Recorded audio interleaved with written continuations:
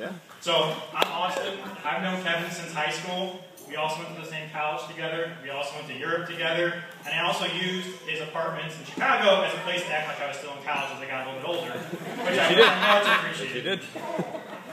So when I was trying to think about what to talk about, I decided that engagement would be a great thing. So for those of you who don't know, Kevin and Lainey were engaged in Ireland.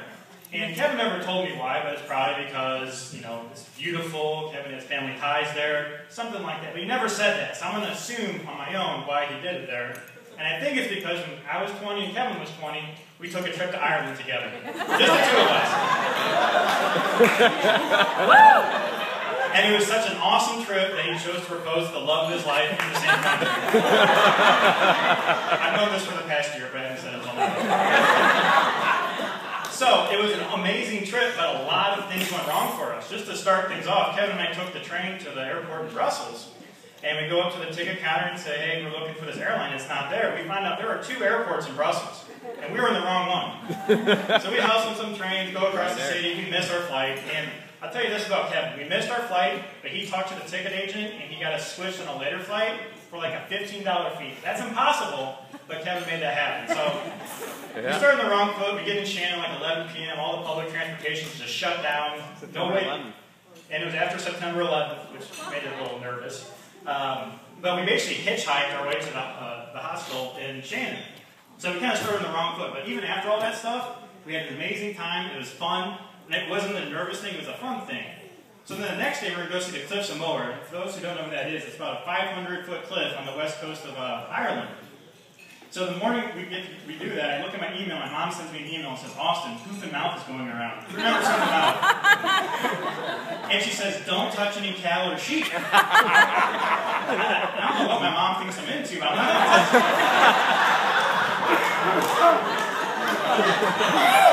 cattle or sheep. So Kevin and I were at the Cliffs of Moher. We decided to take a little tourist to start taking a trail along the cliff. And it's kind of dangerous. We're right by the cliff there. And we look back and there's this giant ram following us. And it's pawing at us and noises like that. We're both afraid. So the good thing about Kevin again is instead of just being afraid together, we talk about how to handle it. If it comes at us, do we kick it? Do we try to throw it over the cliff? If we punch it, is there a higher chance of hoof and mouth? Those are the conversations we're having.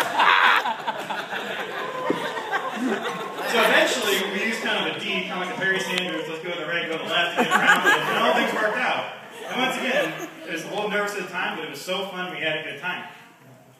So the last night we were in Dublin, we did a tour of the Guinness Brewery. Remember the tour of the Guinness Brewery, Kevin? I remember.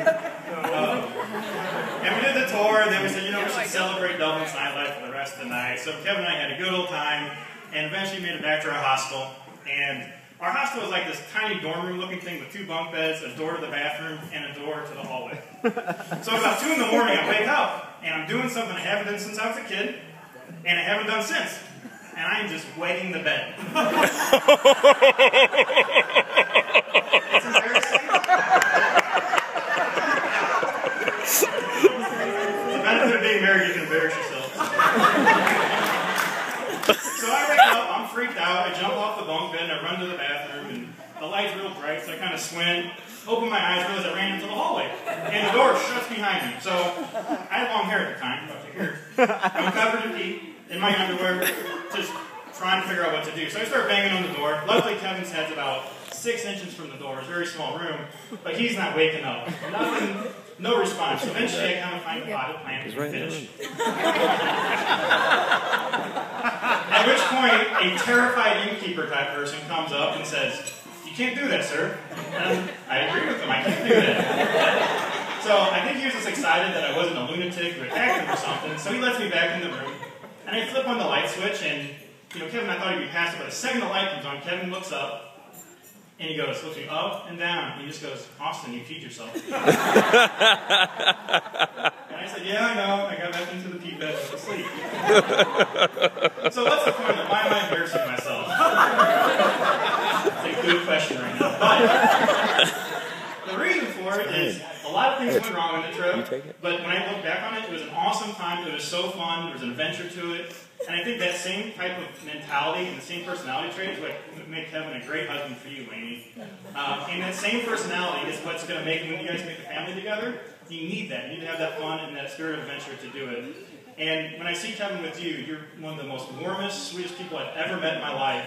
And it makes me so happy to see you guys together. And just seeing you two together just makes me happy. And I know that you will both make each other happy and complete. So this makes me so happy to see you here together.